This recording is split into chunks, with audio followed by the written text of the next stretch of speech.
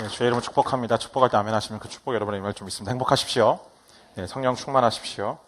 몇 가지 보신 광고들 중에서 좀 중요한 거 광고를 한두 가지 좀 드리도록 하겠습니다.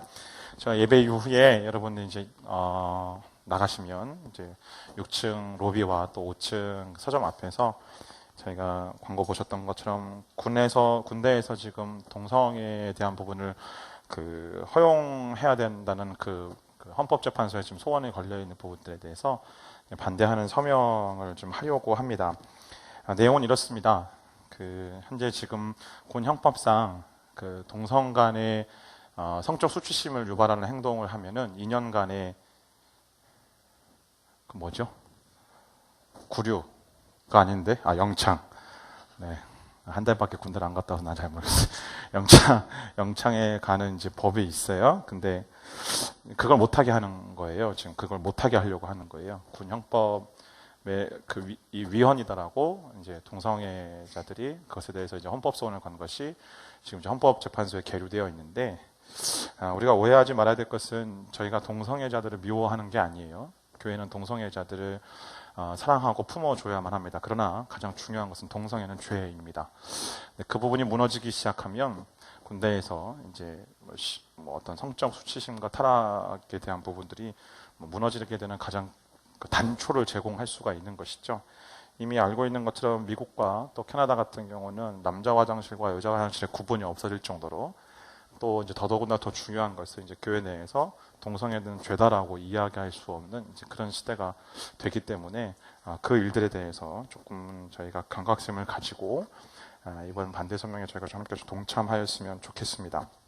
그리고 이번 주 토요일부터 아우니치 스쿨이 3주간 진행이 되어집니다. 인도와 태안과 또 금산과 또 제주 아우니치 신청하신 분들께서는 시간을 내셔서 함께 오셔서 제가 강의를 듣고 기도하고 또 팀별로 모이는 그런 시간들을 가지도록 하겠습니다.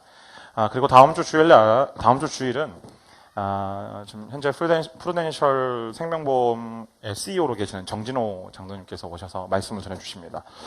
특별히 IMF 기간과 또 지금 이 시대까지 현재 계시는 상황 속에서 또 금융인으로서 또 경제인으로서 어떻게 자기 삶 가운데서 예수 그리스도를 바로 보여주었는지를 실제적으로 이야기해 주실 수 있는 가장 좋은 분이라고 생각합니다. 그래서 다음 주에 저희가 함께 같이 말씀을 들을 텐데요. 오셔서 함께 같이 은혜 받고 또 공감하는 시간이 되었으면 도전받는 시간이 되었으면 좋겠습니다. 아우니치 기간이긴 한데 8월 7일부터 8월 10일까지 전주 비전대학교에서 샤인글로리가 진행이 되어집니다. 샤인글로리는 오늘교회에서 한 목사님 때부터 계속 진행되었던 영성 프로그램입니다. 영성이 회복되어지고 또 비전을 찾고 은사를 발견하는 그런 귀한 시간들을 여러분 초대합니다. 문의 있으신 분들은 간사님이나 아니면 저에게 찾아오시면 좋겠습니다. 네, 기도하고 말씀 듣도록 하겠습니다. 하나님 감사합니다. 이 시간 말씀을 듣습니다. 주님, 이 시간 내 의지와 또 내 감각과 또 내 경험으로 말씀을 해석하지 않게 해주시고 내 영혼 가운데 말씀하여 주시고 터치하시는 하나님의 강권적인 역사하심 가운데에 우리 삶과 우리 영혼을 내맡겨드리고, 하나님 주님 우리에게 말씀하여 주십시오. 주님 내 마음을 안겨주십시오. 나로 하여금 깨닫게 하여 주십시오. 라는 이 고백을 가지고 주님 앞에 나아가는 거룩한 시간 되게 하여 주옵소서. 감사하며 예수님의 이름으로 기도합니다. 아멘. 제가 계속적으로 사도행전 말씀을 보고 있는데, 사도행전은 평범한 사람들이 어떻게 강력한 하나님의 역사를 따라가며 살아가는가를 기록한 책이죠. 그리고 사도행전 1장 8절에서 예수님께서 마지막 명령하셨던 오직 성령이 너에게 임하시면 너희가 권능을 받고 예루살렘과 유대와 온 사마리아 땅끝까지 이르러서 내 증인이 되라 하고 하신 그 말씀이 이제 사도행전 2장에서의 성령 강림 사건 이후에 차츰 순차적으로 어떻게 되어졌는가를, 또 되어진 그 과정들 속에서 함께 하나님의 일들 가운데 동참했던 사람들이 누군가에 대해서 기록들을 하고 있습니다. 이제 그 당시 땅끝이라고 불리던 이제 스페인으로 가기 직전의 여정, 바울의 생각에 스페인으로 가기 직전의 여정, 로마로 가는 여정이 사도행전 마지막 27장과 28장의 내용입니다. 이제 사도행전이 끝났어요. 오늘과 다음 주는 저희가 이제 사도행전 말씀 못 들으니까 오늘이 아마 사도행전이 마지막일 것 같은데, 드디어 이제 로마로 가게 되는 거죠. 전에 한번 말씀드렸던 것처럼 로마서 15장 28절에서 바울이 스스로 내가 이 일을 마치고 이 열매를 확실히 전달한 후에 내가 이제 로마로 가겠다. 여러분에게 들렸다가 스페인으로 가겠다라고 이야기했던 그 내용들이 이제 실현되어지고 있는 것입니다. 이 여정이 마치 우리의 인생과도 같은 것 같습니다. 바울이 로마를 향하는 이 사도행전 27장과 28장의 여정이 마치 저와 여러분이 살아가는 그냥 인생과 같다라고 생각이 들었어요. 우리의 인생은 어떤 목적지를 향해서 나아가고 있는, 목적지를 향해서 항해하고 있는 소위 말하는 항해와도 같은 것 같습니다. 배가 항해할 때, 배가 뱃길에서 항해를 할 때 가장 중요한 것은 목적지이죠. 어떤 목적지로 갈 것인가. 그리고 그 목적지를 어느 방향으로 갈 것인가가 굉장히 중요한 것이죠. 근데 그 과정들 속에서 사실은 우리 인생의 여정 속에서 가장 중요한 것은 무엇인가?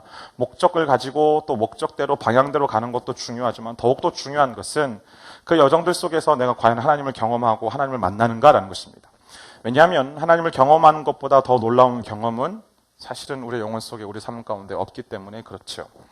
그런데 이제 우리의 질문이 이것입니다. 그렇다면 우리는 우리의 인생의 여정 속에서, 인생의 항해 속에서 도대체 언제 또 어떻게, 어디서 하나님을 만날 수 있을 것인가라는 것이죠. 언제 어디서 하나님을 만날 수 있을까? 사실 이것만 안다라면 어떻게 보면 좀 인생의 여정, 이 항해가 더 쉬울 수 있지 않을까라는 생각이 듭니다. 그 질문에 대해서 저와 여러분이 오늘 읽으신 이 본문, 특별히 사도행전 27장의 본문은 단적으로 그냥 답을 내버립니다. 어떤 답을 내버리냐면 오늘 제목처럼 폭풍 속에서 하나님을 만날 수 있다라고 답을 내버립니다. 하나님의 사람들이 극적으로 하나님을 만났을 때는 사실 성경에서 수많은 사람들의 기록들을 바라보면 절망적이고 또 벼랑까지 내몰린 그 상황들 속에서 하나님을 만나고 하나님을 경험하게 된 것이죠. 자, 이 27장은 로마로 호송되는 바울의 여정 중에서 특별히 항해, 즉 배 안에서, 바다 위에서 있었던 일들에 대해서 기록하고 있습니다. 지도를 보면 가이사랴에서 이제 오늘 이제 목적지까지 가는 지도 좀 보여주세요. 네. 감사합니다. 오늘부터 녹화해서 올려야 되기 때문에 잘해야 돼요. 네, 지도를 보면 잘렸네요. 여러분 보시기에 지도의 오른쪽 하단 부분이 가이사랴예요. 가이사랴부터 출발을 하는 거예요. 가이사랴에서 저번에 보았던 키프로스 섬, 저기는 이제 구브로 섬이라고 되어 있는데 저기에서 이제 그 시돈이라는 지역까지 가는 것이죠. 처음에는 오늘 27장 본문 한번 여러분 읽어보시면 아드라문노라는 배를 타고 이동을 하다가 작은 배였던 것 같아요. 이제 오늘 27장에 보면 그 무라라는 지역에서 이탈리아로 가는, 로마로 가는 알렉산드리아호에 탑승을 하게 됩니다. 그리고 알렉산드리아호를 탑승을 하고 지금 중간중간 가다가 여러분 지도의 정중앙의 하단 부분에 있는 크레테 섬, 크레테 섬에 있는 미항, 아름다운 항구라고 불리는 그곳까지 배가 항해를 하는데 굉장히 우여곡절을 맞습니다. 어떤 우여곡절을 맞냐면 배가 나아가려면 뒤에서 불어주는 바람을 타고 가야 배가 잘 나갈 거 아니에요. 근데 앞에서 불어오는 역풍을 맞으면서 겨우 정말 겨우 저기까지 도착한 거예요. 네, 감사합니다. 네, 저기까지 도착을 했는데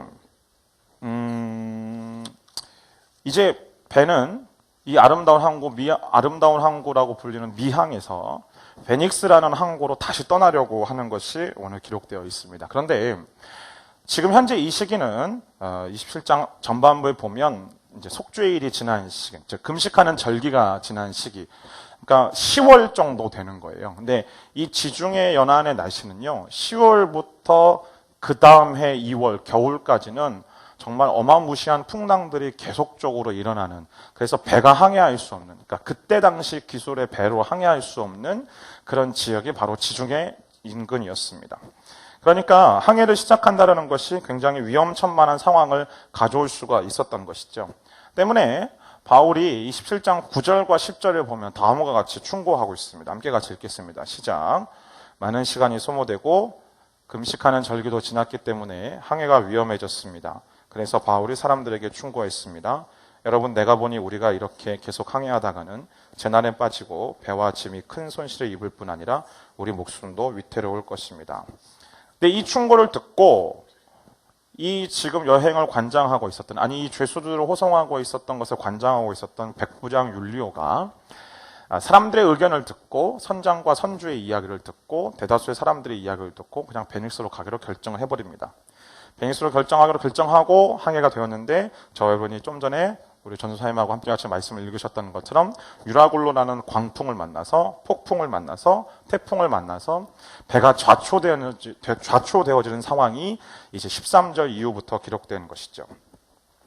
배가 떠나기 전의 상황으로 조금 더 리와인드 해가지고 되돌아보면요, 배가 떠나지 않을 수도 있었어요. 이들은 이미 가이사랴에서부터 떠날 때 이미 얘기했던 것처럼 심상치 않은 기후로 인해서 굉장히 항해에 어려움을 겪고 있었습니다. 우여곡절 끝에 미항이라는 곳에 도착했을 때 도저히 배가 출항할 수 없는 기후에 접어들고 있었던 것이죠. 근데 이들이 왜 이렇게 결정을 했을까요? 첫 번째, 우리가 생각해 봐야 될 것은 이 알렉산드리아 호에 타고 있었던 사람들의 부류에 대해서 살펴볼 필요가 있습니다. 첫 번째는 어떤 사람들이 타고 있었냐면 로마의 군인들, 백부장과 로마의 군인들이 타고 있었죠. 죄수들을 로마로 압송하는 그 책임을 가지고 있는, 소위 말하는 권력을 가지고 있는 사람들, 최종 결정권을 가지고 있는 사람이 바로 이 백부장이었습니다. 두 번째 부류의 사람들은 배를 관리하는 사람들이었죠. 선장과 또 선원들. 이들은 누가 뭐래도 바다 위에서 누구보다도 더 배를 잘 움직이고 기후에 대해서 잘 알고 있었고 자신감 있는 사람들, 소위 말하는 프로들이었죠. 전문가들이었습니다. 즉 자신의 능력과 경험과 기술을 믿고 모험을 즐기는 사람들, 이 사람들이 선원과 선장들이었죠. 다음에 더 중요한 사람들은 로마에 가서 장사하려고 하는 소위 말하는 상인들과 이 배의 주인 선주들이 타고 있었죠. 뒤도 나오지만 이 배는 로마에 가서 밀을 수출하고 밀을 판매하라는 그 밀이 가득 실려 있었던 배입니다. 그렇기 때문에 소위 말해서 여기 타고 있었던 상인들과 선주는요, 요새 말로 얘기하면 물주예요. 재정적으로 굉장히 막강한 그 재정력을 가지고 있다는 사람들. 마지막으로 한 부류는 별로 사람들에 의해서 주목받지 않는 사람들. 그들이 누구냐면 로마로 호송되어 가고 있는 죄수들. 아무 자유도 없고 능력도 없고 권리도 없는 사람들이죠. 배 안에서 제일 초라하고 무능력하고 형편없는 존재들입니다. 그렇기 때문에 가다가 죽어도 상관없고 살아도 상관없고 심지어 누군가에 의해서 죽임을 당해도 별로 아무렇지도 않은 그만인 사람들. 그렇기 때문에 이 죄수 중에 한 사람이었던 바울이, 물론 그 사람의 능력과 그 사람의 신앙에 대해서 익히 알고 있었던 백부장이라 하더라도 그 배 안에 타고 있는 사람들이 이 죄수였던, 한낱 죄수였던 이 바울의 이야기에 귀를 기울인다는 것, 그거는 사실은 어려운 이야기겠죠. 그렇기 때문에 백부장의 귀를 기울였던 사람들은 전문가 그룹이었습니다. 선장과 선원들. 이 항해에 대한 말로 표현할 수 없는 경험들을 누구보다 더 가지고 있는 이 선장과 선원들. 그리고 또 그 다음 부류들은 물질적으로 막강한 파워를 가지고 있는 이 상인들과 또 선주. 또 더 중요한 것은 대다수의 사람들이 이것을 결정한 것이죠. 두 번째, 이들이 베닉스로 가고자 했던 중요한 이유는 오늘 본문 12절을 보면, 27장 12절을 보면 그 항구가 겨울을 나기에 적당하지 않았다라고 되어 있습니다. 더 정확한 이야기는 배가 움직이지 않는 넉 달 동안 자신들의 소위 말하는 쾌락과 만족을 위한 어떠한 시설도 충분하지 않았다라는 거예요. 잠을 잘 수 있는 환경이 없다라는 것도 아니고요. 음식을 먹을 수 있는 환경이 없다라는 것도 아니에요. 단지 뱃사람들, 그리고 군인들, 또 돈을 가지고 있는 사람들이 배가 움직이지 못하는 그 기간, 넉 달 동안 정착하고 있는 그 지역 속에서 자신들의 즐거움과 자신들의 쾌락을 유지할 수 있는, 그것들을 즐길 수 있는 어떠한 시설도 없었다라는 사실, 그것 때문에 소위 말해서 이런 시설들이 있는 베닉스로 어거지로 가고자 했던 것이죠. 결국 권력과 경험과 돈이 영향을 미치고 대다수의 사람들이 좋겠다라고 생각한 쪽으로 결정하게 된 것입니다. 사랑하는 여러분, 같은 배를 타고 한 공동체가 된 이들을 폭풍이 보는 그 절망적인 상황으로 몰고 간 것은 그들이 가지고 있는 그 상황에 대한 지식, 이해의 문제가 아니었고 선택의 문제였습니다. 어떤 것을 선택하느냐라는 것이죠. 그들이 이 아름다운 항구 미항에 머물 것인가, 아니면 그들이 베닉스로 가서 겨울을 날 것인가 하는 선택에서 그들이 잘못된 선택을 함을 통해 자연의 섭리, 자연의 순리를 무시하게 된 것이죠. 믿음의 사람이고 또 하나님의 사람인 이 바울을 통해서 주신 하나님의 경고마저도 이들은 무시해 버리는 것입니다.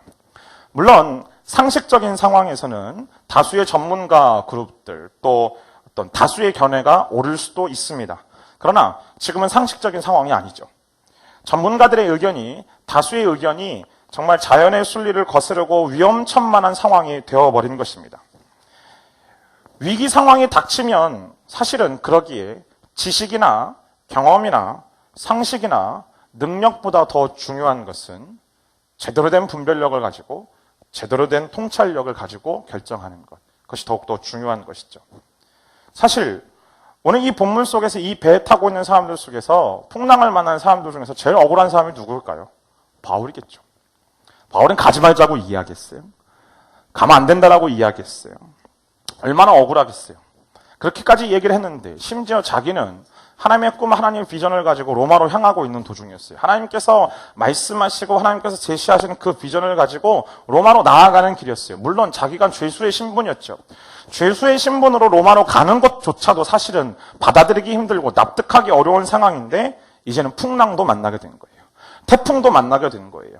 이 태풍이 너무 심해서 손 쓸 수도 없는, 전혀 손을 쓸 수 없는 그 형편에 이 바울이 맞닥뜨리게 된 것이죠. 근데 오늘 27장의 본문을 보면 우리 인생 속에서, 아니 이들의 상황들 속에서 더욱더 문제는 이런 위기 상황 속에서조차도 자기가 지금까지 경험했던 경험대로 자신들의 힘을 믿으면서 몸부림친다라는 것이 어떻게 보면 더 큰 문제입니다. 오늘 본문 14절부터 19절까지의 말씀을 천천히 한 절씩 한번 읽어보도록 하겠습니다. 시작. 그런데 얼마 지나지 않아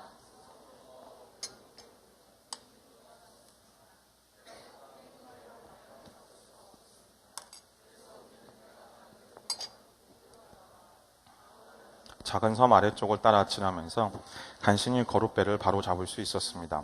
선원들은 그 배를 끌어올리고 아래로 밧줄을 내려보내 선체를 둘러맸습니다. 그대로 가다가는 배가 스르디스 해안의 모래 언덕에 처박힐까 두려워 그들은 닻을 내려 배가 표류하게 했습니다. 우리는 폭풍에 몹시 시달리다 못해 이튿날에는 선원들이 짐을 바다에 던져넣기 시작했습니다. 3일째 되는 날에는 선원들이 배의 장비들을 자기들의 손으로 내던졌습니다. 자, 이들이 한 폭풍을 만난 다음에 어떻게 행동했는지 보십시오. 폭풍에 휘말린 배가 돛이 세워져 있고 바람이 너무 세게 부니까 이 바람이 너무 세서 돛이 부러질 수도 있으니까 돛을 내리고 어거지로 배를 움직이면 배가 난파될 수 있으니 배가 소위 말하는 해류와 바람의 영향을 그냥 고스란히 받도록 알아서 움직이도록 그냥 내버려 둡니다. 두 번째, 거룻배, 즉 이 거룻배라는 것은 구명선을 이야기하는 거예요. 본선이 난파되어지면 그 작은 배를 타고 탈출하기 위해서 옆에다 매달고 있는 이 구명선이죠. 그런데 풍랑이 일어나고 태풍을 만나게 되면 이 구명선이 떨어져 나가서 배에서 또 달아내다가 본선하고 맞닥뜨리게 되면 본선이 타격을 입을 수가 있겠죠. 그렇기 때문에 거룻배를 어거지로 끌어올려서 선체 완전 그냥 감아버립니다. 밧줄로. 아예 움직이지 못하게 하는 것이죠. 그리고 해안선 모래 언덕에 배가 난파될 것을 염려해서 이미 그 전에 닻을 내려버리고 이 내려진 닻이 땅바닥을 긁으면서 마찰력으로 인해서 배가 천천히 움직이도록 하는 거예요. 자, 거기까지는 상식대로 이들의 경험대로 지금 하는 행동이죠. 그런데 그렇게도 안 되니까 이들이 그 다음 취한 내용이 뭐냐면 배 안에 있는 모든 짐들을 다 바다에 넣기 시작합니다. 이해가 되지 않겠지만 사실 배에 대해서 알고 있는 사람들은 어떻게 보면 이것이 정확한 방법입니다. 왜냐하면 배의 무게 중심을 더욱더 계속 더 가볍게 해야만 어떻게 이 파도로 넘어갈 수가 있기 때문이죠. 그러니까 짐을 바다에 던져서 배를 가볍게 만드는 거예요. 짐을 바다에 던져서 배를 가볍게 만드는 것으로도 모자라 더 배를 가볍게 만들기 위해서 이 배를 움직일 수 있는 기구들까지 다 바다에 내던집니다. 정말로 초강수를 둔 거죠. 자기들이 살기 위해서 초강수를 둔 거예요. 여러분, 이것이 인생 아닐까요? 우리 인생 여정에서 정말 우리의 힘으로는 그 어떤 것도 할 수 없는, 아무것도 할 수 없음을 경험할 때가 있다는 사실이죠. 원하는 방향대로 되지 않고 그냥 쫓겨가야 될 때도 있고, 가고 싶지 않은 곳으로 가야 될 때도 있고, 정말 초강수를 두면서까지 그 상황들을 뛰어넘으려고 애를 쓰는데 전혀 되지 않는 상황들을 내가 맞닥뜨리게 된다는 사실입니다. 바울과 이들, 또 바울의 일행들이 이 폭풍을 만났을 때 할 수 있는 것이 아무것도 없었다는 거예요. 그냥 기다렸다는 사실이죠. 더더군다나 얼마나 심한 폭풍이었는지 여러 날 동안 해와 별이 보이지 않았다라고 오늘 20절은 기록하고 있습니다. 당시 이제 선장들은 뭐 나침판이 있었던 것도 아니고 뭐 계측 기술이 뛰어났던 것도 아니기 때문에 해와 별자리를 보고 방향과 시간을 예측해서 그 방향으로 나아갔죠. 근데 해와 별이 보이지 않는 어둠캄캄한 날들이 계속 지속되니까 지금 자기들이 어느 위치에서 지금 어디서 표류하고 있는지조차도 모르는 그 상황 가운데 처하게 되어 있는 거예요. 그렇게 심한 상황에 오다 보니 20절 말씀 좀 띄워주십시오. 20절 말씀에 보면 도저히 아무것도 할 수 없고 그 어떠한 것도 어떤 소망을 품을 수 없는 상황이 되니까 그들이 구조될 수 있는 소망을 포기했다라고 성경은 기록하고 있습니다.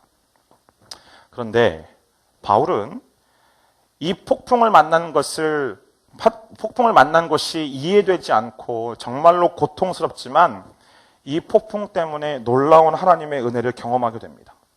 배에 타고 있는 모든 사람들에게 복음을 전하고 하나님의 살아계심을 전할 수 있는 기회가 찾아온 것이죠. 사랑하는 여러분, 우리가 아무리 예수 잘 믿고요, 아무리 열심히 신앙생활하고 내 인생 가운데 확고한 믿음이 있다 하더라도 우리 인생에 풍랑은 찾아오게 되어 있습니다. 그것이 우리의 인생입니다. 그것이 우리의 여정입니다. 아무리 하나님을 성실하게 믿어도 풍랑이 찾아옵니다. 여러분, 그것은 내 믿음의 정도하고는 아무런 상관이 없습니다. 내가 열심히 믿지 않던 그것과 상관없이 풍랑은 찾아옵니다.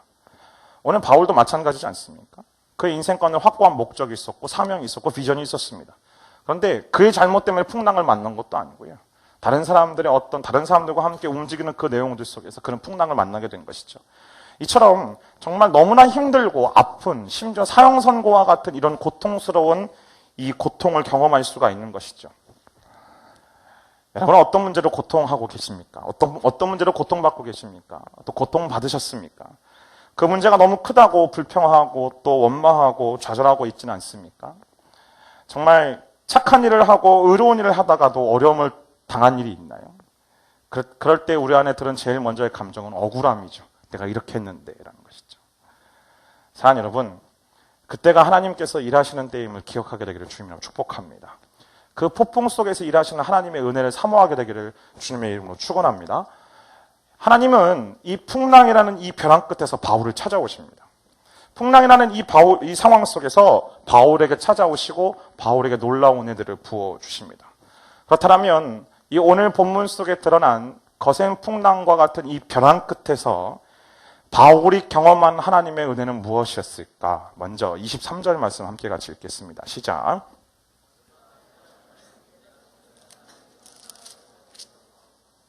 자, 어젯밤 하나님 곧 내가 섬긴 하나님의 천사가 내 곁에 섰다라고 바울이 지금 선원들 앞에서 이야기하고 있죠. 벼랑 끝과 같은 그 상황 속에서 바울이 경험하였던 하나님의 은혜, 그 첫 번째는 아무도 찾지 않는 그 어두운 밤에 하나님께서 나를 찾아오셔서 위로해 주셨다는 것입니다. 그것이 첫 번째 은혜입니다. 하나님이 바울을 찾아오셨을 때는요, 바울이 승승장구할 때가 아니었어요. 그렇다고 해서 바울의 뜻대로 움직이는 때도 아니었어요. 하나님께서 바울을 찾아오신 때는 너무나도 바울이 힘든 때였습니다. 너무나도 힘든 밤이었고 어두운 밤이었고 절망적인 밤이었습니다. 햇볕도 보이지 않고 별빛도 보이지 않고 어둠컴컴한 정말 계속적으로 비바람만 불어오고 파도는 치고 있는 그 절망적인 밤 속에 하나님께서 찾아오신 거예요. 그렇게 바울이 말하는 이 어젯밤이란 바울의 생애에서 가장 힘든 밤 중에 하나였다는 거예요. 그때 하나님께서 천사를 통해서 바울을 찾아오시는 거예요. 사랑하는 여러분, 하나님께서 우리를 언제 찾아오시는가? 정말로 고통스러운 밤에 찾아오신다는 거예요. 내가 너무나 힘들고 어렵고 고통스럽고 정말 뼈를 깎는 그 아픔 속에 하나님께서 우리를 찾아오시는 것이죠. 잠 못 드는 밤, 또 정말 억울한 일을 당한 그 밤에 찾아오셔서 하나님께서는 저와 여러분을 위로하시고 우리를 구원하십니다. 사도행전 16장 말씀 기억하십니까? 바울과 실라가 귀신 들린 여종을 치유해 주지요. 귀신 들린 여종을 사랑해서 그의 인생과 그의 영혼이 불쌍해서 그를 치유해 주고 귀신이 떠나가게 합니다. 그리고 나서 그들이 맞닥뜨린 상황은 무엇입니까? 그 귀신 들린 여종을 데리고 있었던 그 지역에 있었던 사람들, 그 지역에 있었던 상인들이 바울과 실라를 우르르 잡아다가 감옥에 쳐놓고 발목에는 착고를 채우고 아무도 볕도 들지 않은 감옥 깊숙한 곳에 가둬놓죠. 여러분, 죄를 지은 게 아니에요. 단지 힘든 사람을 고쳐준 것 뿐이에요. 그런데 몸도 마음으로도 힘든 상황 가운데 처하게 된 것이죠. 몸도 마음도 어려운 사람이 가장 힘든 시간이 언제일까요? 그것은 깊은 밤입니다. 왜냐하면 인생의 형편이 이 깊은 밤처럼 밤과 같다라고 생각되기 때문에 우울하고 더 절망적이고 낙심하게 되는 것이죠. 얼마든지 깊이 불평하고 후회하고 또 한숨 쉴 수 있는 타이밍이 그 한밤중입니다. 그런데 반대로 생각해 보면 하나님을 깊이 만날 수 있는 기회의 시간이 이 한밤중인 줄 믿습니다. 이들이 하나님께 기도하고 찬양할 때에 하나님께서는 이들을 일으켜 주셨다는 사실입니다. 사랑하는 여러분, 그러기에 하나님은 우리가 너무나도 외로운 밤, 우리가 너무나도 두려워하는 그 두려움 속에서, 절망의 밤 속에서 찾아오셔서 우리를 위로하시는 분이십니다. 그분은 우리에게 찾아오셔서 우리의 눈물을 닦아주십니다. 바울은 환난 중에 있을 때 위로해 주신 그 하나님의 위로를 늘 가슴에 품고 살았던 사람입니다. 그래서 그는 고린도 교회 다음과 같이 이야기합니다. 고린도후서 1장 3절부터 4절까지 읽겠습니다. 시작. 하나님 곧 주 예수 그리스도의 아버지,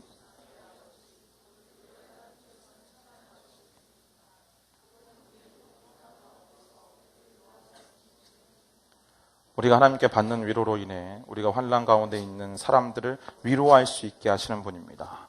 네, 바울은 하나님을 위로의 하나님이라고 고백하고 있습니다. 그런데 하나님께서는 바울을 위로만 하시는 걸로 끝나지 않습니다. 그 칠과 같은 그 오밤중에 정말 그 절망과 후회와 한탄의 밤 속에 외롭게 그 폭풍 속에서 홀로 있는 그 상황들 속에 하나님께서는 찾아오셔서 위로해 주시고 함께 해주시고 어루만져 주시고 내가 너와 함께 있다라고 고백해 주시는 분, 바로 그분이 우리 하나님인 줄 믿습니다. 두 번째 바울이 경험한 것은 무엇인가? 바울이 경험한 하나님의 은혜는 24절 말씀 함께 같이 읽겠습니다. 시작. 바울아 두려워 마라. 내가 마땅히 가이사 앞에 서야 한다. 그래서 하나님께서 너와 함께 항해하는 모든 사람들의 생명을 내게 맡겨주셨다 라고 하셨습니다. 하나님께서 이 짙은 밤, 이 칠흑과 같은 밤중에 찾아오셔서 바울을 위로하시고 두 번째 주신 은혜는, 바울이 경험한 두 번째 은혜는 하나님께서 사명을 다시 재확인시켜 주셨다는 사실입니다. 거친 풍랑 가운데 찾아오셔서 바울의 사명을 확인시켜 주신 이 저와 여러분이 지금 읽었던 이 24절은 이미 사도행전 23장 11절에서 바울에게 말씀하신 것을 다시 확인시켜 주신 거예요. 23장 11절 보면 이렇게 기록되어 있죠. 그날 밤 주께서 바울 곁에 서서 말씀하셨습니다. 담대하여라. 내가 예루살렘에서 나를 증거한 것 같이 로마에서도 나를 증거해야 할 것이다. 네, 이 사명을 지금 다시 한번 확인시켜 주신 거예요. 바울은 이 말씀을 듣자마자, 이 말씀을 받자마자 그 받는 순간 평강을 경험하고 위로를 경험하고 소망을 경험하기 시작한 것이죠. 바울은 이 말씀을 들으면서 용기를 내기 시작했습니다. 힘을 내기 시작했습니다. 하나님의 약속, 하나님께서는 이 큰 풍랑 속에서도 사람들이 다 죽을 수도 있고 사람들이 다 실종을 당할 수 있는 그 상황 속에서도 여전히 자신을 붙들고 계시고 여전히 나를 통한 당신의 계획을 포기하시지 않으셨음을 바울이 깨닫게 되는 것이죠. 이것은 바울로 하여금 그 풍랑 속에서 엄청난 힘을 내게 하는 것입니다. 여러분, 사람이 풍랑 속에서 지치고 힘들고 낙심하게 되는 이유가 무엇일까요? 육신적인 지침이나 또 엄습해오는 공포에 대한 두려움 때문이 아니라 사명을 잃어버렸기 때문에 그렇죠. 무엇을 해야 될지를 모르는 상황, 아니 이렇게 내 인생이 끝난다라고 생각할 때 사람은 답답하고 낙심할 수밖에 없었다라는 거예요. 사명을 받은 자에게 가장 고통스럽고 두려운 일은 사명을 성취하지 못한 채, 완수하지 못한 채 그 전에 죽게 될 수도 있다라는 사실. 그 사실이 사람으로 하여금 답답하게 하는 것이죠. 바울은 바로 이런 두려움 때문에 고통스러워할 때에 하나님께서 바울을 찾아오셔서 그 사명을 지금 재확인시켜 주시는 거예요. 그래서 여러분, 하나님께서 오늘 바울을 찾아오셔서 이렇게 말씀하시지 않습니다. 얼마나 힘드냐고. 힘들지? 내가 너와 함께 있어. 라고 얘기하시기보다는 그가 해야 할 일에 대해서 다시 한번 가르쳐 주시고 그가 감당해야 될 일을 지시하신 것이죠. 여러분, 이것이 하나님께서 우리를 위로하는 방식인 줄 믿습니다. 하나님께서 저와 여러분을 위로하는 방식은 그저 토닥여주고 머리를 쓰다듬어주고 마음에 상처난 부분에 밴드를 붙이는 것으로 끝나는 것이 아니에요. 더 중요한 것은 하나님께서 우리를 위로하시는 방식은 우리가 나아가야 될 방향을 다시 제시해 주시고 우리가 살아가야 될 그 목적에 대해서 다시 한번 깨닫게 해주시고 우리가 가야 할 그곳에 대한 청사진과 그 비전들을 다시 한번 보여주심을 통하여서 하나님이 여전히 나를 통한 하나님의 비전과 꿈을 이루어가기를 원하신다라는 그 사명과 소명을 우리에게 재확인시켜 주시는 것, 그것이 바로 하나님께서 우리를 위로하시는 방법입니다. 여러분, 그러기에 사명의식에 투철한 사람은 어떠한 어려움도 이겨낼 수 있습니다. 왜냐하면 사명은 죽음보다도 더 강렬하기 때문에 그래요. 죽음까지도 비울 수 있는 강력한 힘이 바로 사명입니다. 그렇게 사랑하는 청년들이요, 저와 여러분이 이 풍랑과 같은, 이 유라굴로 같은 광풍을 만나고 힘들고 어려운 상황 가운데 처해 있을 때 하나님께서 저와 여러분에게 주신 사명을 기억하고 생각하고 선포하게 되기를 주님의 이름으로 축복합니다. 그때 어려움을 극복할 수 있는 강한 힘이 우리 가운데 솟구쳐 올라오게 될 것입니다. 세 번째, 이 거대한 벼랑 끝에 서 있는 이 바울이 경험한 하나님의 은혜는 무엇이냐면 24절 상반부에 보면 이렇게 기록되어 있죠. 바울아, 두려워하지 마라 라고 되어 있습니다. 하나님께서 우리에게 주신 은혜, 하나님께서 바울에게 주신 은혜는 평강입니다. 샬롬의 평화를 바울의 영혼 가운데 주신 것이죠. 우리의 평강을 깨트리는 것이 무엇일까라고 생각해 보면 그것은 두려움입니다. C.S. 루이스가 지은 나니아 연대기 중에 그 한 챕터인 새벽 출정호의 항해라는 책이 있죠. 영화로도 개봉되었는데 그 내용을 보면 이런 이야기가 있습니다. 나니아의 잃어버린 군주들을 찾기 위해서 캐스피안 왕자와 그 배 타고 있던 사람들이 항해를 하고 있던 도중에 하루는 그들이 탄 배가 바다 위를 떠다니는 안개와 같은 안개섬처럼 보이는 곳에 이르렀어요. 근데 가까이 가서 보니까 그게 안개가 아니라 순수한 악 그 자체였던 것이죠. 서서히 그 안으로 들어가는데 고립되어 있어 살려달라고 외치는 한 사람을 구조하게 되어집니다. 그런데 그 사람을 구조하자마자 그 사람이 잔뜩 겁에 질린 얼굴로 그 어둠 속에 꿈이 이루어지는 섬이 있다라고 외칩니다. 선원들이 그 얘기를 듣고 황당해합니다. 왜냐하면 꿈이 이루어지는 섬이면 내가 얼마든지 꿈꾼 대로 이루어지는 섬이면 그냥 거기에서 행복하게 룰루랄라 하면 살면 되지 왜 이 섬을 떠나야 된다라고 이야기하는지. 그리고 나서 이 구조된 사람이 이야기하는 그 내용을 듣고 선원들은 공포에 휩싸여서 소스라치게 놀라게 됩니다. 무슨 얘기냐면 그가 말한 꿈이란 내가 원하고 내가 바라고 내가 공상하는 것이 아니라 나이트메어, 악몽, 최악의 상황, 가장 두려운 일에 대한 꿈, 이 악몽이 실제로 이루어지는 섬, 그것이 바로 이곳이라는 거죠. 그 순간 배 안에 있는 모든 사람들이 미친 듯이 노를 젓기 시작합니다. 왜냐하면 아무도 남몰래 두려워했던 그 일이 실제로 이 현실 속에서 이루어질까 봐 두려워서 정신없이 어둠의 섬을 탈출하는 것이죠. 영화에서는 그 4인방 중에 한 남자아이의 그 어두운 상상, 그래서 바닥괴물이 등장하는 그 상상이 실제로 현실화되는 것이 기록이 되어 있는데, 여러분 무슨 이야기인가요? 누구에게나 두려움은 있다라는 거예요. 누구나 두려움은 가지고 있다라는 거예요. 살다 보면 그 두려움이 너무나 강력해서 그 두려움에 잠을 설치는 밤을 경험하기도 한다라는 거예요. 어느 누구도 인생에서 기쁨과 행복과 정말 소망을 가지고 살기를 다 꿈꿉니다. 그러나 때로는 내가 누리고 있는 기쁨과 소망과 행복을 빼앗길지도 모르는 것 같은 그 두려운 상황들을 맞닥뜨리게 되는 것이죠.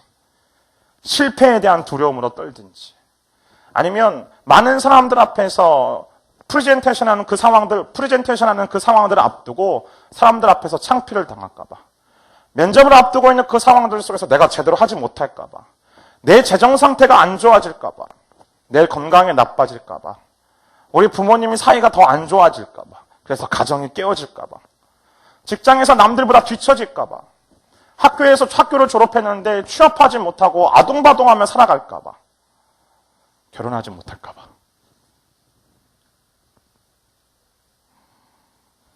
두려움의 이유는 우리가 처한 상황만큼이나 너무나도 각양각색입니다. 그런데 두려움의 내용이 문제가 아니고요, 이 두려움 자체가 우리에게 엄청난 피해를 입힐 수 있다는 거예요. 왜냐하면 이 두려움 자체가 현재 내가 누리고 있는 기쁨도 모자라서 미래에 대한 소망까지 깡그리 다 훔쳐갈 수 있는 무시무시한 도둑일 수가 있기 때문에 그렇습니다. 두려움은 저 멀리 펼쳐진 그 가능성을 나로 하여금 보지 못하게 합니다.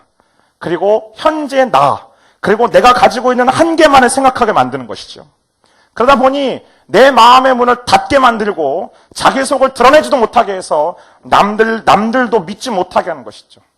그렇게 되면 어떻게 되겠습니까? 다른 사람들과 온전한 관계를 맺지 못하겠죠. 그러기에 이 두려움이라는 그 자체는 우리의 믿음과 자신감을 무너뜨려서 하나님께서 말씀하시는 그 사명들을, 하나님께서 우리에게 던지신 그 소명들을 하지 못하게 하는 것이죠. 그러게 그 두려움 자체는 우리에게 찾아와서 뭐라고 속삭이냐면, 이 드넓은 세상 속에서 살아가는 우리가, 영광스러운 모험을 하도록 창조된 우리가 가장 안전한 길이라고 생각되어지는 길이 그냥 기어 들어가서 너의 상자 속으로 들어가라고 이야기합니다. 그게 두려움의 결과입니다. 이 어두운 밤, 두려움이 찾아오는 이 상황들 속에서 가장 필요한 것이 무엇일까? 그것은 평강입니다. 샬롬이죠. 평강은 하나님께서 우리에게 주신 고귀한 선물이에요. 내가 아무리 힘들어도 내 마음에 이 샬롬의 평화가 넘칠 때 우리는 고요한 기쁨을 맛볼 수가 있습니다. 여러분, 성경을 읽어보십시오. 하나님께서 언제 우리에게 환난을 면제시켜 주신다는 이야기가 어디 있습니까? 우리가 인생을 살아가면서 그 어떠한 어려움도 겪지 않을 거라고 약속하신 내용이 도대체 어디 있나요?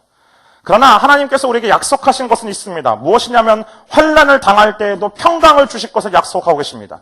요한복음 16장 33절 읽겠습니다. 시작. 내가 너희에게 이런 것들을 말하는 것은 너희가 내 안에서 평안을 누리게 하려는 것이다.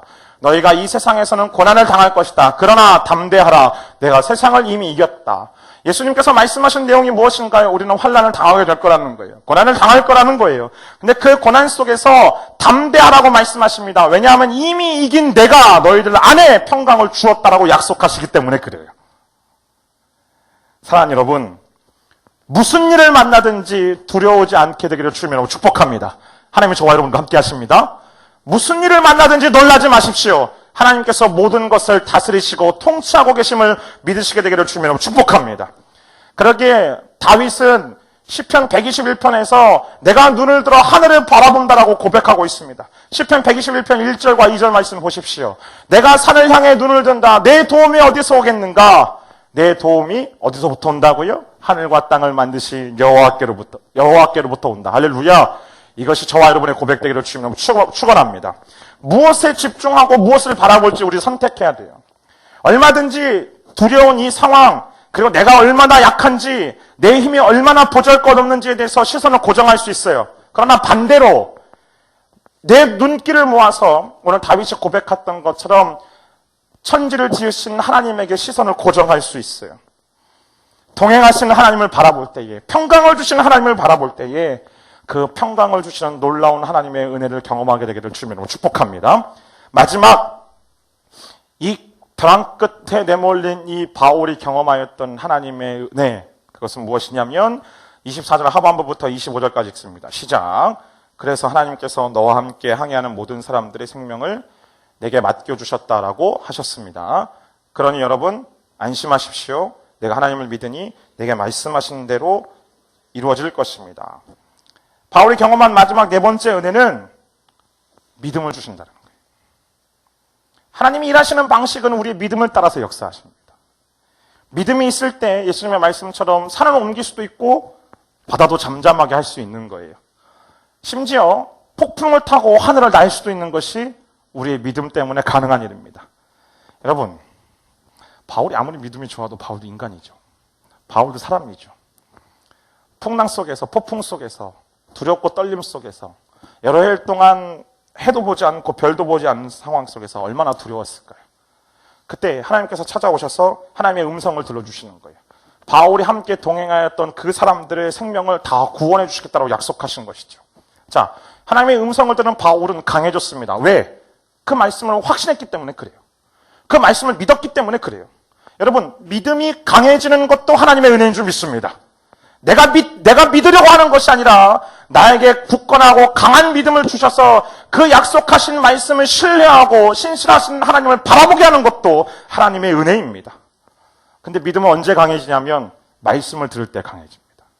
하나님의 음성을 들을 때 강해지는 거예요. 바울은 이 폭풍을 치는 이 풍랑의 밤에 하나님의 음성을 들었습니다. 그 순간 그의 믿음이 더욱 강렬해진 거예요. 믿음이 강해질 때 우리는 확신에 차고 두려움은 사라지는 줄 믿습니다. 걱정과 염려가 사라지고 담대함이 생기게 되는 것이죠. 바울의 그 담대함이 어떤 내용까지 이어지는지 아십니까? 지금 이들이 이 폭풍 속에서 음식도 먹지 못하고 있습니다. 너무나 두렵고 뱃멀미가 심할 거 아니에요. 아무런 음식을 먹지 못해요. 근데 저와 여러분이 읽은 이 본문 이후에 33절부터 36절까지 보면 바울이 앞으로 나서서 함께 같이 음식을 먹자고 권면합니다. 사람들이 도대체 이 상황 속에서 어떻게 음식 먹냐고 이야기하는데 바울이 일어나서 마치 예수님이 오병이어의 기적을 일으키실 때처럼 빵을 들고 떡을 들고 하늘을 올려들며 축사한 다음에 사람들에게 나누어주기 시작합니다. 그제서야 사람들이 기쁨에 차 담대하게 그 음식을 먹는 것이죠. 사랑 여러분요, 우리가 어려운 일을 만날 때 금식하죠. 네. 금식할 수 있어요. 금식하는 건 정말로 위대한 기도예요. 그러나 어려운 일을 만날 때 금식하기보다 음식을 잘 먹어야 될 때도 있어요. 왜냐하면 힘을 가져야 되는 것이죠. 누군가 뒤에서 정말 강력하게 아멘 하시는데, 여러분, 음식을 먹고 안 먹고가 중요한 게 아니고요. 내가 날마다 내 영을 채우시는 영의 음식을 먹느냐 안 먹느냐가 중요합니다. 그러게 우리가 큐티 가운데 나가는 것이고요. 그러게 우리가 하나님의 말씀을 묵상하는 거예요. 여러분, 무엇보다 중요한 것은 매 순간마다 하나님의 인도하심을 받는 거예요. 근데 그 하나님의 인도하심을 받기 위해서 가장 중요한 것은 그분의 음성을 들어야 돼요. 그분의 말씀을 받아 먹어야만 돼요.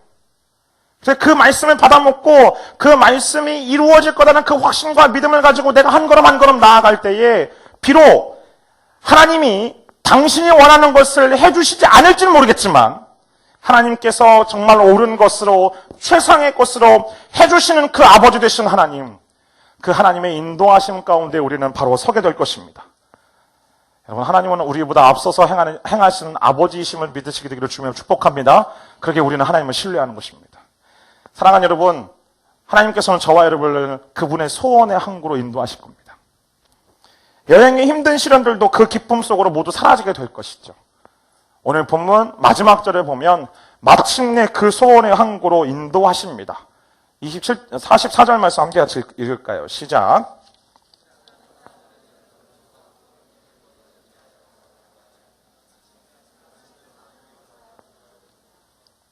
자, 하나님은 바울에게 약속하신 대로 이 배에 타고 있었던 276명을 모두 구원해 주셨습니다. 바울은 하나님의 말씀으로 사람들을 격려해 주었죠. 안심시켜 주었죠. 소망을 주었죠. 그리고 하나님의 살아계심을 증거하였습니다. 근데 이 말씀이 결과로 나타난 거예요. 오늘 저와 여러분이 읽은 이 44절처럼 마침내 육지에 배가 다다랐고 마침내 구원을 얻은 거예요. 바울의 말처럼 그들이 배 안에 있어야만 안전하다고 생각했던 그 상식을 깨워버리고 배가 완전히 무너지고 부서지고 난파되어서야 비로소 그들 모두가 목숨을 구한 거예요.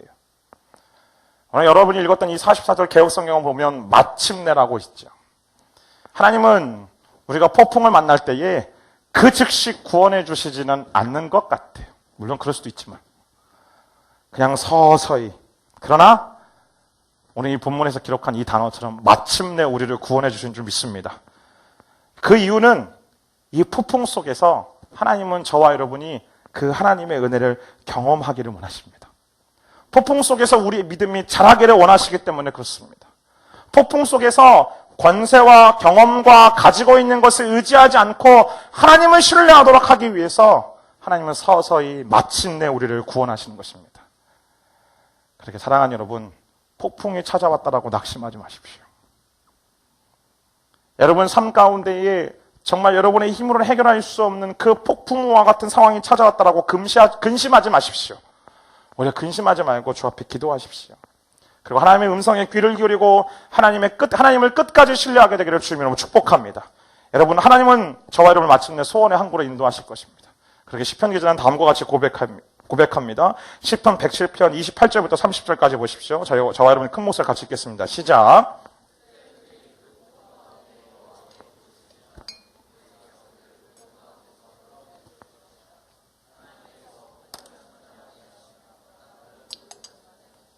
물결이 가라앉으면 그들이 기뻐하고 여호와께서는 그들을 원하는 항구까지 인도해 주신다. 할렐루야. 이것이 저와 여러분을 향한 하나님의 약속인 줄 믿습니다. 사랑하는 여러분, 어떤 문제를 만나더라도 낙심하거나 낙마하거나 두려워하지 마십시오. 그게 인생이에요. 잔잔한 바다 위에서 배는 움직일 수 없습니다. 바람이 있고 파도가 있어야만 배는 움직일 수 있습니다. 그러게 끝나기 전까지 끝난 게 아니에요. 우리의 인생이 끝나기 전까지 그것은 끝난 게 아니에요. 다만 우리가 할 수 있는 가장 중요한 원리는 그냥 하나님을 신뢰하는 것뿐이에요. 하나님은 결코 당신을 버리지 않을 것입니다. 정말 내가 가지고 있는 권력과 경험과 물질보다 하나님의 말씀을 신뢰하십시오.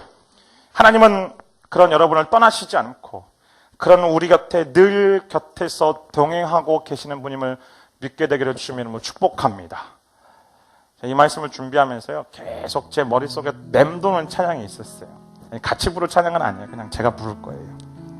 제가 부를 건데 제가 뒤에 얘기했어요. 제 얼굴 화면에 띄우지 말고 그냥 자막으로 통자막으로 띄우라고. 그 얘기는 즉슨 여러분 가사를 보세요. 가사를 보시고 그 가사의 내용과 여러분의 마음이, 여러분의 상황이 조금이라도 일치하는 부분들이 있다면 그 내용을 여러분도 스스로 고백하였으면 좋겠습니다. 이런 곡입니다.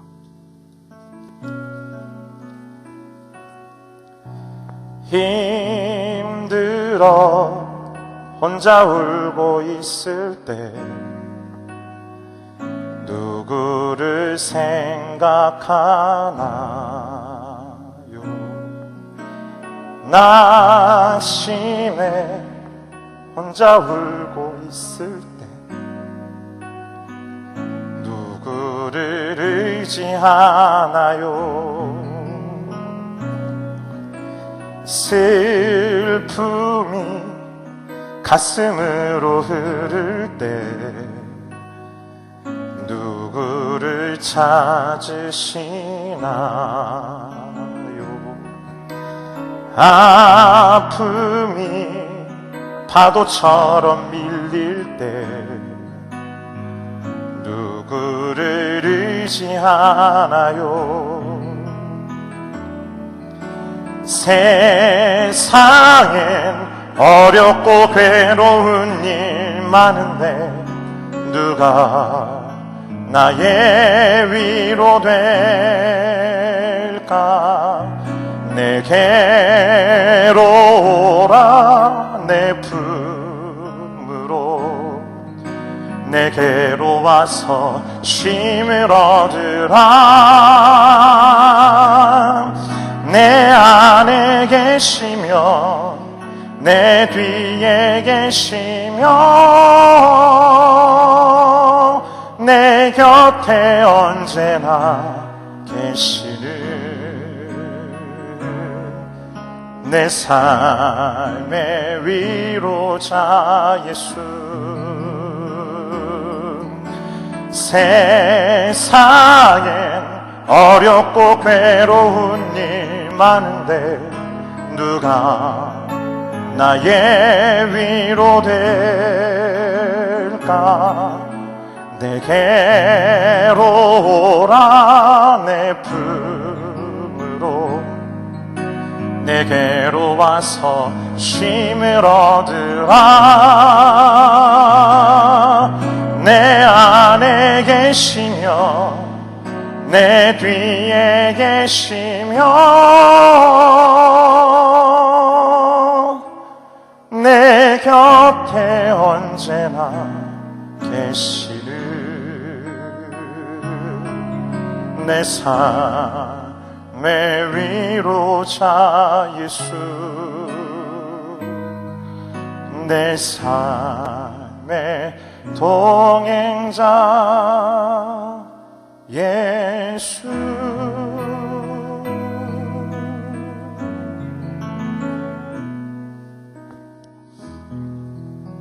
여러분, 이분이 우리의 주님이십니다. 내가 힘들고 어렵고 낙심하고 절망 가운데 있을 때, 그 아픔이 파도처럼 찾아와서 내 마음에 흐를 때, 그 어느 누구도 나를 알아주지 못하고 나를 이해해주지 못한다라고 생각할 때, 내 힘과 내가 가지고 있는 그 능력으로는 그 어떠한 것도 해결할 수 없다라고 생각할 때, 하나님은 그저 우리에게 손짓하면서 부르십니다. 내게로 오라고. 내게로 와서 쉼을 얻으라고. 나는 내 안에 있고, 나는 내 뒤에 있고, 내 곁에 있고, 내 곁에 있는 너의 삶의 동행자요, 너의 삶의 위로자, 그분이 우리 예수님이신 줄 믿습니다. 사랑하는 여러분,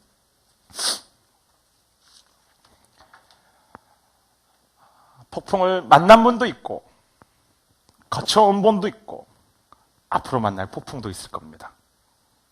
그러나 폭풍 속에 있든 앞으로 만날 그 폭풍 가운데서든 사랑하는 여러분, 주저앉지 말고 비상하게 되기를 주님을 축복합니다. 유라굴로와 같은 그 광풍을 만난 사람들을 위해 하나님의 위로하심과 도우심이 넘치기를 주님으로 축복합니다. 그렇게 부디 하나님의 이 사명을 붙잡고 살아가십시오. 부디 여러분에게 주시는 그 이 하나님의 은혜를 붙잡게 되기를 주님으로 축복합니다. 정말 거친 풍랑까지도 이용하셔서 역사하시는, 사명을 완수하시는 하나님의 놀라우신 일하심을 붙잡는 저와 여러분의 삶이 되기를 주님으로 축복합니다.